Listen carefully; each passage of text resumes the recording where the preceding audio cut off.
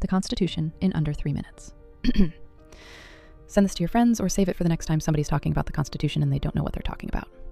The Constitution has 3 parts: the preamble, the articles, and then 27 amendments. We have the first codified Constitution, written by elected leaders, not a king. That's why the preamble begins with the words, "We the people." Then the body. The original Constitution is called the Articles. There are 7. Article 1 sets up the legislative branch. Article 2 sets up the executive branch, the presidency. Article 3 sets up the judicial branch. Article 4 requires states to recognize each other's laws. Article 5 sets up the constitutional amendment process. Article 6 establishes federal supremacy over state laws and prohibits religious tests for holding public office. Article 7 was just the ratification process for the Constitution. Now the amendments. The first 10 ratified together are called the Bill of Rights. The first protects freedom of religion, speech, press, assembly, and to petition our government for a redress of grievances, of which I have a few. The second says, a well-regulated militia being necessary for the security of a free state, the right of the people to keep and bear arms shall not be infringed. The third says, we don't have to let soldiers stay at our house. The fourth protects us from unreasonable searches and seizures.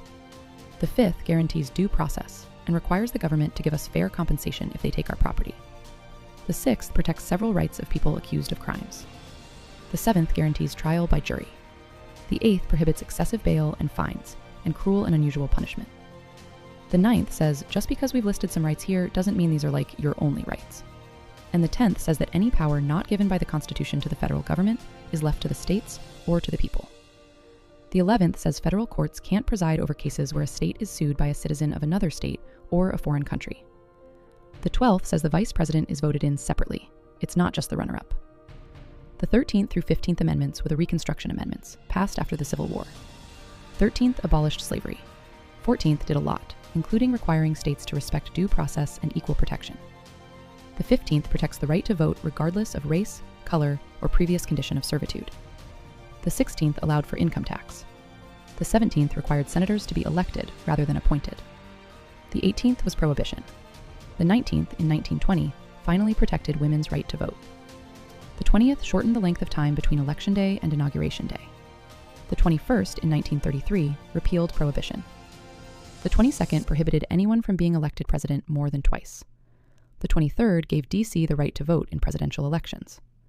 The 24th, in 1964, prohibited poll taxes. The 25th sets up a process for removing the president if the president is unable to discharge the powers and duties of the office. The 26th lowered the voting age to 18 during the Vietnam War. And the 27th, in 1992, prohibited members of Congress from giving themselves a raise during the current session. That's it. The Constitution's only 4,400 words.